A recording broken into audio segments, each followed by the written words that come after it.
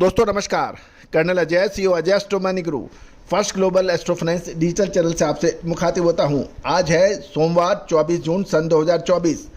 दोस्तों तिलहन यानी ऑयल सीड्स पर, चाहे मूंगफली, तिल, कैस्टर सीड, सोयाबीन, सरसों, सूरजमुखी, पाम तेल, इन सभी पर लगातार अपडेट और विश्लेषण हम आप तक प्रस्तुत करते हैं। दोस्तों हमारा अग्रिम अनुमान काफ़ी हद तक सही बैठता है। आपने हमारे चैनल को 1,50,000 रजिस्टर्ड यूजर का तोहफा दिया है, साथ साथ 1,25,00,000 से अधिक व्यू, 7,800 से अधिक शो इस बात की सूचना दे रहे हैं कि कितना प्यार और सम्मान आपने हमारे चैनल को दिया है। दोस्तों आप ऑयल सीड्स की यानी तिलहन की विशेष रिसर्च रिपोर्ट के लिए संपर्क कर सकते हैं। दोस्तों खबर निकल एक आज के इस शो में पिछले सप्ताह सोयाबीन के अंदर क्या गतिविधि रही, जानिए पूरी रिपोर्ट विस्तार से।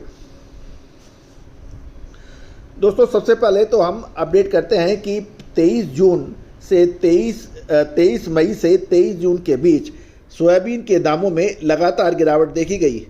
23 मई को 4875 रुपये का सोयाबीन 23 जून को लगभग 4650 रुपये के स्तर तक देखा गया।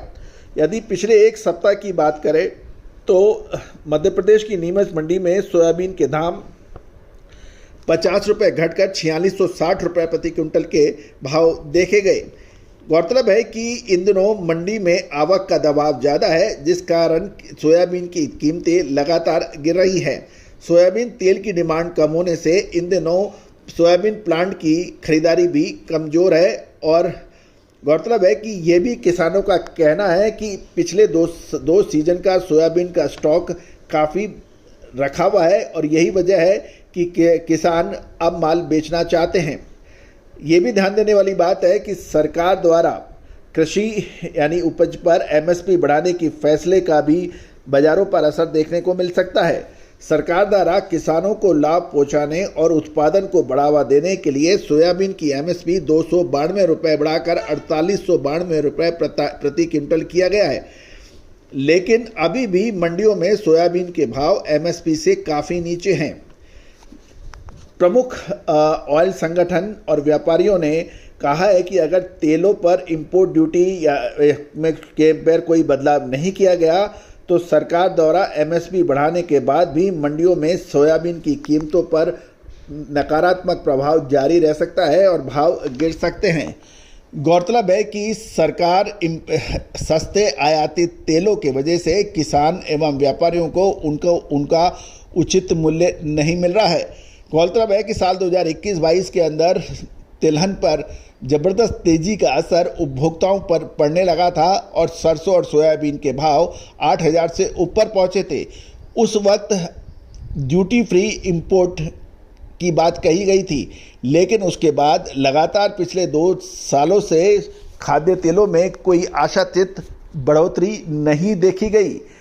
प्रमुख तेल संगठन भी सरकार को अपना ज्ञापन या अनुरोध कर इतिश्री कर लेते हैं। उनका कहना यह है कि हमारा काम सरकार को आगाह करना है, अनुरोध करना है और वो हर साल लगातार करते हैं, लेकिन अभी तक कोई कॉन्क्रीट रिजल्ट नज़र नहीं आया है।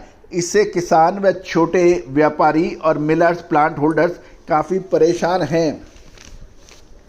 गौरतलब है कि सोपा की बात माने तो सोयाबीन की कीमतों को एमएसपी के इस स्तर से ऊपर बनाए रखने के लिए सरकार को खाद्य तेलों पर सीमा शुल्क बढ़ाने पर विचार करना चाहिए, लेकिन हमारा ये कहना है कि ये सोपा पिछले 2 सालों से कई बार कह चुकी है, लेकिन इसका असर कुछ पड़ा नहीं है। दूसरी ओर मध्य प्रदेश और राजस्थान में मानसून की देरी से भी बुआई की गति धीमी पड़ गई है।